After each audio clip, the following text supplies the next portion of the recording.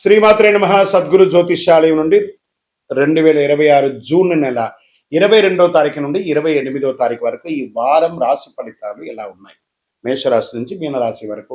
ప్రతి వరకు ఒకరికి ఒక క్యూరియాసిటీ, నాకు ఈ వారం ఆరోగ్యం ఎలా ఉంటుంది, ఉద్యోగం ఎలా ఉంటుంది, వ్యాపారం ఎలా ఉంటుంది, నా జీవితం అంతా ఎలా ఉంటుందని తెలుసుకునే ఒక తాపత్రయంలో మా ఛానల్ చూస్తున్నటువంటి మిత్రులారా, చూస్తున్నారు కదా, సబ్స్క్రైబ్, ఒక లైక్, ఒక షేర్, ఒక గంట గుర్తు కొట్టేద్దామా?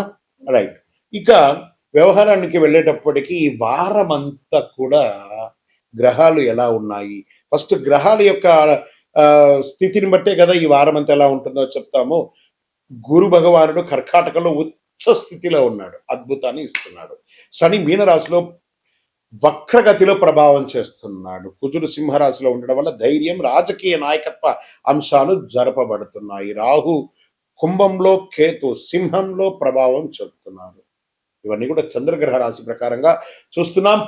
జాతకం పడుతున్న వర్షానికి ఒక గొడుగు మాత్రమే, కానీ జాతకం జీవితం కాదు. మీరు మిమ్మల్ని నమ్మండి, మీ యొక్క జీవితాన్ని నమ్మండి, మీ యొక్క ఇష్టదేవాన్ని నమ్మండి. మీనరాశి మిత్రులారా, ఈ వారం మీకు ఎలా ఉందంటే గురు భగవానుడు యోగంగా ఉన్నాడు, జన్మ శని ఉన్నా కూడా. ఇది చూడండి, ఒకే ఏళ్ళనాడు శని, అర్ధాష్టమ శని, అష్టమ శని, పాద శని, కంఠ శని, జన్మ శని ఉన్నా కూడా ఒక్కొక్కరికి ఒక్కొక్క రకమైనటువంటి ఫలితాలని ఇస్తూ ఉంటాడు. కుంభరాశికి మిశ్రమమైనటువంటి ఫలితాలు, అదే మీనరాశికి జన్మ శని నడుస్తుంది, యోగంగా ఉంది.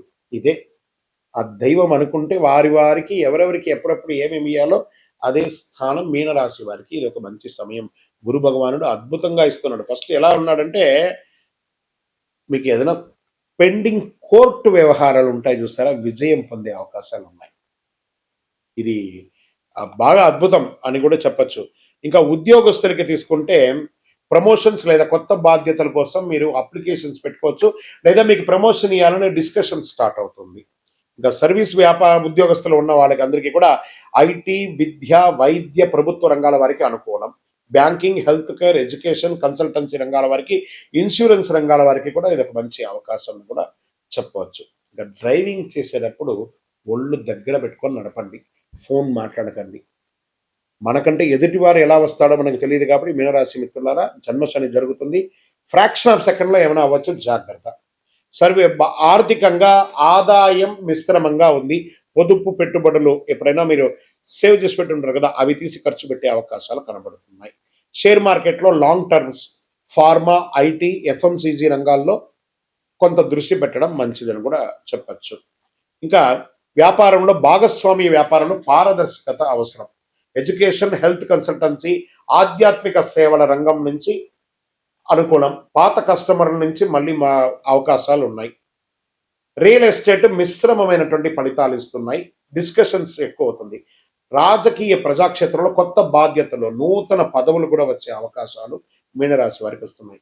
శని, జన్మశని ఉన్నప్పుడు కొన్ని అనుకూలాలు కలుస్తాయి.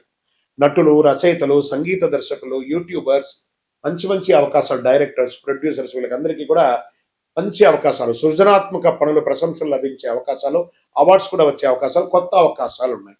విదేశీ ఉద్యోగం వాళ్ళకి వీసా, ఇమిగ్రేషన్ ప్రక్రియల్లో కాస్త అనుకూలమైనటువంటి అవకాశాలు కనబడుతున్నాయి. విదేశీ కంపెనీల నుంచి మీకు ఆఫర్ లెటర్స్ కూడా వచ్చే అవకాశాలు ఉన్నాయి. కుటుంబ సభ్యుల మధ్య ఆశీర్వాదం పెరుగుతుంది. మంచి కుటుంబ సభ్యులతో ప్రేమ ఉంటుంది. వివాహ ప్రయత్నాలు, శుభవార్తలు వచ్చే అవకాశాలు ఉన్నాయి. పోటీ పరీక్షల్లో ఉన్నటువంటి విద్యార్థులకి విదేశీ విద్య అత్యంత అనుకూలమైనటువంటి సమయం. ఆరోగ్యం సాధారణ ఆరోగ్యంగా ఉంటుంది. నిద్ర, నీటి తీసుకోవడం, ఆహార నియమాలు పాటించడం మంచిది. ఇంకా వ్యవసాయదారులకి చేపల పెంపకం, వరి, పండ్ల తోటలు, రైతులకి అనుకూలంగా ఉంటుంది. ప్రభుత్వ పథకాల ద్వారా సబ్సిడీలు పొందే అవకాశాలు ఉన్నాయి. ఈ వారం మీరు చేయవలసినటువంటి పరిహారం, గురు భగవానుడు శ్రీ మహావిష్ణువుని, దత్తాత్రేయుని, జగద్గురుని సంప్రదించి వారిని కలిసి నమస్కారం చేయండి. గురువులందరినీ కూడా కలిసి నమస్కారం చేయండి. శనగలతో మాల వేయండి. 3 అనే యొక్క సంఖ్య మీకు చాలా కలిసి వస్తుంది. పసుపు లేదా ఆకుపచ్చ రంగు మీకు చాలా కలిసి వస్తుంది. అదృష్ట దిక్కు ఈశాన్య దిక్కు. మంచి నరసింహస్వామి వారి దర్శనాన్ని కూడా చేసుకోండి. శనగలు, పసుపు వస్త్రాలు, విద్యార్థులకు పుస్తకాలు, అన్నదానం ఇలాంటి దానాలు కూడా చేయండి. మీనరాశి మిత్రులారా, 60% మీకు బాగుంది. ఈ వారం అంతా కూడా అద్భుతంగా ఉంటారు. ఇంకనూ అన్ని రాశుల వారు కూడా ఆయుర, ఆరోగ్య, ఐశ్వర్య, భోగభాగ్యాలతో ఉండాలని మనస్ఫూర్తిగా అఖిలాండకోటి బ్రహ్మాండ నాయకుడు అయ్యప్ప స్వామి వారిని ప్రార్థన చేస్తున్నాను. విజయోస్తు.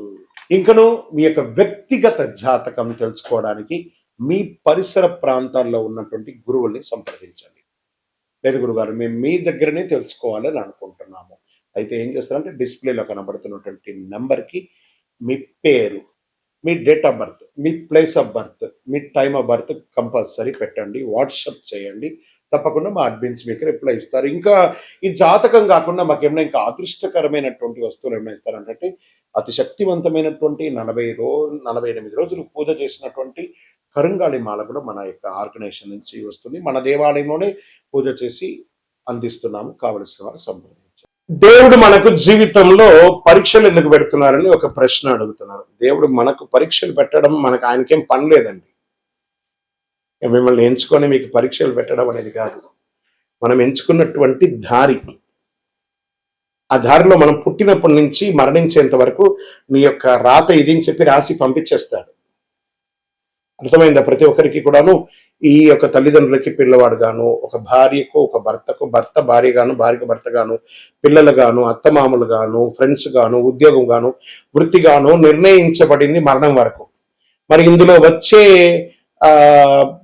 పరీక్షలు అంటారు చూసారా, భగవంతుడు దీన్ని కొంచెం ఫర్నిష్ గా చెప్పుకుంటే చెరిష్ ద గిఫ్టర్, అబ్యూస్ ద గిఫ్టర్ అని అంటారు అనమాట. భగవంతుడు మనకు ఒక అద్భుతమైనటువంటి గిఫ్ట్, ఈ శరీరాన్ని ఇచ్చాడు. దేహో దేవాలయ ప్రక్త అని చెప్పేసి ఒక జీవితాన్ని, మానవ జన్మనిచ్చాడు. ఇందులో మనం చక్కగా పరోపకారార్థి ఇదం శరీరం అనుకుంటూ మనం చేయాల్సిన కార్యక్రమాలు చేసుకుంటూ ఇతరులను చేసుకుంటూ పోతే అన్ని రకాలుగా ఉంటుంది. ఎప్పుడైతే మనలో స్వార్థం అది వస్తుందో, ఆశ అవన్నీ పెరుగుతుందో, అప్పుడు దారి తప్పుతూ ఉంటాం. ఆ దారి తప్పినప్పుడు అవసరాలు పెరుగుతాయి. ఆ అవసరాలు తగ్గట్టుగా అవకాశాలు ఉండదు. దానికి అప్పులు చేయడము, లేకపోతే ఇతరులను ఏమార్చడము, సమాజంలో ఇబ్బంది పెట్టడము. దాన్ని మనం ఏం చేస్తాం, భగవంతుడు నాకే ఇన్ని కష్టాలు ఇస్తావా అని భగవంతుడిని బ్లేమ్ చేయడం. ఆయనకి ఏమైనా పన? మీరు పుట్టినప్పటి నుంచి మీరు మరణించేంత వరకు ఒక్క క్షణం కూడా ఆగకుండా గుండె కొట్టుకుంటూ ఉంటుంది. అప్పుడు మీకు పరీక్ష పెడుతున్నాడా భగవంతుడు? అనుగ్రహం ఇస్తున్నాడా? మనమైనా ఒక్కొక్కసారి శ్రద్ధగా ఉండం.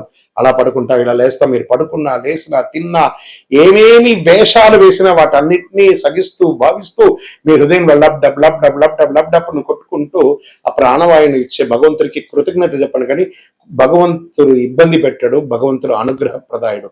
మీ ఆశలు, మీ అలవాట్లను అదుపులో పెట్టుకుంటే జీవితం అంతా సుఖ సంతోషాలతో ఉంటారు. విజయోస్తు. గురుగారు, ఒక ప్రశ్న ఉందండి. నిజమైనటువంటి భక్తి అంటే ఆలయానికి వెళ్ళడమేనా? ఆలయానికి వెళ్ళే పూజలు, పురస్కారాలు, హోమాదులు చేస్తేనే భక్తియా, లేకపోతే ఏ రకంగా ఉండొచ్చు అని అంటే, ఇప్పుడు మాధ్యమాల ద్వారా చూస్తున్నారు చూసారా, యూట్యూబ్ ద్వారాను, టీవీ ద్వారాను చూస్తున్నారు కదా. ఎలా మీకు నేను కనెక్ట్ అయ్యాను? త్రూ శాటిలైట్ ద్వారా వెళ్ళి మీకు నేను కనెక్ట్ అయ్యాను కదా. అలాగే భగవంతుడి దగ్గరికి కూడా అలా కళ్ళు మూసుకొని ఉండగా ఆ స్వామివారి యొక్క దివ్యమంగళ తేజోమయమైనటువంటి రూపం కనబడి ఆ స్వామివారితో కనెక్ట్ అవ్వాలి. అది మీరు ఆలయంలో కూర్చుంటారా, ఇంట్లో కూర్చుంటారా, ఇంకో చోట కూర్చుంటారా అనేది కాదు ప్రశ్న. మీరు భగవంతుని ప్రార్థన చేస్తారా లేదా అనేది ముఖ్యం. ఎందుకు ఆలయాలకి ఒక ప్రత్యేకత ఉంది అని అంటే, ఒక యంత్ర ప్రతిష్ఠ చేసి నిత్య పూజలు చేసి ఒక పవిత్రమైనటువంటి భక్తులు అందరూ కూడా వచ్చి దర్శనం చేసుకున్నటువంటి ఒక ఎంతో పుణ్యాత్ములు నడిచిన భక్తుల యొక్క పాదధూళిలో భగవంతుడు ఉంటాడని చెప్తారు. కాబట్టి అక్కడ పవిత్రమైనటువంటి స్థలంగా ఉంటుంది. కాబట్టి ఆ దేవాలయాలకి వెళ్ళి దర్శనం చేసుకోవడం అనేది ఒక సిస్టమ్ ఉంది. కాబట్టి అక్కడ మంత్రోచ్చారణతో ఉంటుంది. కాబట్టి అక్కడికి వెళ్ళడం మంచిది. మన ఇంటిలో కూడా దేవాలయము, ఒక దేవుడు రూమ్ అనేది ఉంటుంది, అక్కడ ఉంటుంది. కానీ 24 గంటల సేపు మనలో ఆత్మ అనే ఒక దేవుడు మనల్ని పరీక్షిస్తూ చూస్తున్నాడు. తత్వమసి, దట్ ఈస్ కాల్ తత్ త్వం అసి. నువ్వు దేన్నైతే చూడడానికి, దేన్నైతే పొందడానికి ప్రపంచంలో తిరుగుతున్నావు అది నీలోనే ఉంది, చూసుకో. అహం బ్రహ్మాస్మి అని చెప్పాడు భగవంతుడు. నీలోనే ఉన్నాడు. శివం శివం శివం. ఈ శివం లేకపోతే దాన్ని శవం శవం శవం అంటారు. కాబట్టి దేవాలయానికి పూజ చేయాలా, నీలో పూజ చేయాలా అనేది కాదు. పూజ చేయి, కనెక్ట్ అవ్వు భగవంతుని. నువ్వు పూజించకపోతే కొట్టడు భగవంతుడు, కానీ పూజిస్తే నువ్వు ఇంకా బాగుంటావు. బాగా గుర్తుపెట్టుకోండి. ఆర్గ్యూ చేయడం వల్ల మనం బాగుంటామా, నెగిటివ్ అవుతామా అని అంటే, ఆర్గ్యూ చేయడం వల్ల నెగిటివ్స్ వస్తుంది. కానీ నువ్వు ఆర్గ్యూ చేయకుండా సైలెంట్ గా ఉంటే బాగా అయిపోతామంటే బాగా అయిపోమట, కానీ నెగిటివ్ అనేది తగ్గిపోతుంది. చాలదా? అదే భగవంతుడు. దేవాలయానికి వెళ్ళడం, మనం చేయడం అనేది కర్మ ఫలితం తప్పకుండా మనల్ని చేరుతుంది. అంటే కర్మ రిటర్న్స్ అంటారు చూసారా, అవును, ఎదుటి వాళ్ళకి ద్రోహం చేయాలి అని అనుకుంటే ఇక్కడ చూడండి, చెయ్యి నేను ఇలా పెట్టాను, నేను నిన్ను ఇలా ఇబ్బంది పెడుతున్నాను అని ఒకటే ఒకటి చెయ్యి అక్కడ చూపిస్తుంది. ఇక్కడ 1, 2, 3 వేళ్ళు నిన్ను చూపిస్తుంది, పైన భగవంతుడు చూస్తున్నాడు. 3 వేలు సమాజం నిన్ను చూస్తుంది, భగవంతుడు పైన చూస్తున్నాడు. కానీ నువ్వు చూపే వేలు ఒకటే అనమాట. అఫ్ కోర్స్ నువ్వు ఎవరికైనా చెడు చేస్తే 4 రకాలైనటువంటి చెడు నీకు రిటర్న్ ఖచ్చితంగా వస్తుంది. నువ్వు మంచి చెయ్యకపోయినా పర్లేదు, కానీ చెడు చేయకుండా ఉండు. అదే ఇతరులకు చేసే సమాజంలో ఒక మంచి విశేషం. అందుకే కర్మ రిటర్న్స్, విజయోస్తు. కృష్ణుడు మహాభారతంలో యుద్ధాన్ని ఎందుకు ఆపలేదు? ఇక్కడ మీకు మంచి ప్రశ్న. ఆయన కూడా, కృష్ణుడు కూడా యుద్ధం చేయమని చెప్పలేదు. మీరు బాగా గుర్తుపెట్టుకోవాలి. రథసారథిగా అర్జునుడికి పార్థసారథిగా కూర్చున్నాడు ఆయన. ఈయన పోయి యుద్ధం చేయడా, కర్మణ్యేవా నివాసస్తే మాపడే సుఖదాసన. ఈయన ఏం చెప్పాడు? మనమందరూ కూడా 732 శ్లోకాలు ఉన్నటువంటి భగవద్గీతను శ్రీకృష్ణుల వారే మనకు అందించారు. కొన్ని అధ్యాయాల వరకు ఆ అర్జునుడు ఆయన ఒక రైడర్ లాగా చూశాడు, ఒక సారథి లాగా, ఒక డ్రైవర్ లాగా చూశాడు. అప్పటి వరకు నేను క్షత్రియుడిని, నేను ధర్మరాజు యొక్క తమ్ముడిని, పంచపాండవుల ఒకడిని అనే ఒక ప్రౌడ్తోనే ఆ అర్జునుడు ఉంటూ ఉంటాడు. ఆ యొక్క 11వ అధ్యాయాన్ని చెప్పేటప్పుడు విశ్వరూప అవతారం ఒకటి వస్తుంది. ఆ అధ్యాయంలో స్వామివారు విశ్వరూపం ధరించి అర్జునుడికి దర్శనం ఇస్తాడు. దర్శనం ఇచ్చి అప్పటి నుంచి అర్జునుడి యొక్క బాడీ లాంగ్వేజ్ మారిపోతుంది. ఎందుకంటే స్వామి ఎటు తల ఎత్తినా స్వామివారు కనబడట్లేదట. అంటే అంతటి మహానుభావుడికి యుద్ధం ఒక లెక్కన కాదు కదా. ఎంటైర్ భగవద్గీతలు ఎక్కడ కూడా యుద్ధం గురించి చెప్పలేదు. స్వామివారు చెప్పినటువంటి ఆ 700 శ్లోకాల భగవద్గీతలో కూడా యుద్ధం గురించి మాట్లాడలేదండి, జీవితం గురించే మాట్లాడారు. శ్రీకృష్ణుడు జీవితాన్ని ఉపదేశించడానికే ఉన్నాడే కానీ యుద్ధం గురించి ఉపదేశించడానికి కాదు. మనం ఆనందంగా ఉంటే శ్రీకృష్ణుడు ప్రేమగా కనబడతాడు. మనం కొంచెం మాలిన్యంగా ఉంటే అది యుద్ధ వాతావరణంగా కనబడుతుంది. మన యొక్క బుద్ధిలోని మంచి చెడు రెండు ఉంది కాబట్టి ఆ మంచి చెడుని ఎదిగి నువ్వు ముందుకు వెళ్ళు అని భగవద్గీతలో యొక్క సారాంశంగా శ్రీకృష్ణుడు చెప్పారు. కాబట్టి అందుకే శ్రీకృష్ణుడు యుద్ధం చేయమని చెప్పలేదు, అధర్మాన్ని మాత్రం జయించమన్నాడు కానీ యుద్ధం చేయమనలేదు. భయభక్తులతో ఉండాలి అన్నారు. భక్తి ఉంటే భయం ఎందుకు ఉండాలంటే భయభక్తులతో ఉండాలి. అక్కడ ఎదుటి కూర్చున్నది మనం ఒకళ్ళమే. ఈ ప్రపంచాన్ని ఏలే అఖిలాండ కోటి బ్రహ్మాండ నాయకుడు అక్కడ కూర్చున్నాడు ఎదురుగుండా. ఆయన చూసినప్పటికీ భయభక్తి ఉండాలి. దేవుని చూసినప్పుడు ఆ భయం ఉండాలి, భక్తి ఉండాలి.